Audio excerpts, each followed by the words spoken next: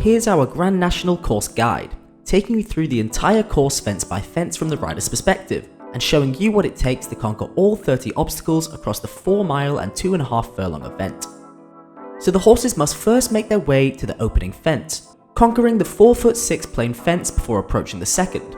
At this point, the jockeys are doing their best to get the horses' stride as good as they can as they approach the second fence, slightly taller than the first.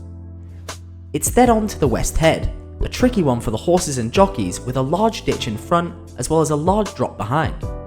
Again, concentration is key here, ensuring the stride is as good as it can be.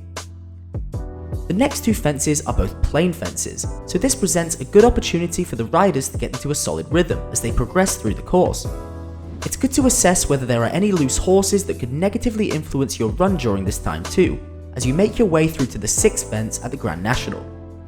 Fence 6, Beaches Brook, is one of the largest to overcome, with a huge drop at the back of it.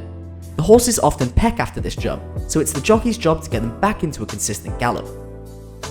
You're then on to one of the smallest fences at the Grand National, Foynaven, which tends to be one of the easier fences for the horses and jockeys to jump. Following that, it's on to fence 8, Canal Turn, which is notoriously challenging due to its 90-degree turn coming out of it. After that's conquered, it's straight on to Valentine's Brook, another large fence at the National. After that, it's fairly plain sailing for a while. Horses and jockeys are faced with another plain fence, followed by a ditch, then 3 more plain fences until they reach the biggest and most challenging fence of them all, the Chair.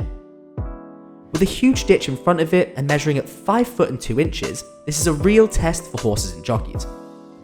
After that, it's the Water Jump, a small fence with a large spread of water at the back of it, certainly much easier than the Chair. Next, the horses and jockeys have to do it all again for a second lap. However, both the Chair and the Water Jump are not included in this second run. On this lap, the race intensity really heightens, and when the horses and jockeys get to the elbow, it's time for the jockeys to ask absolutely everything of their horse as the dramatic final stretch is in front of them. After a long and hard race, the horses reach the finish line, and the winner of the Grand National is decided once and for all.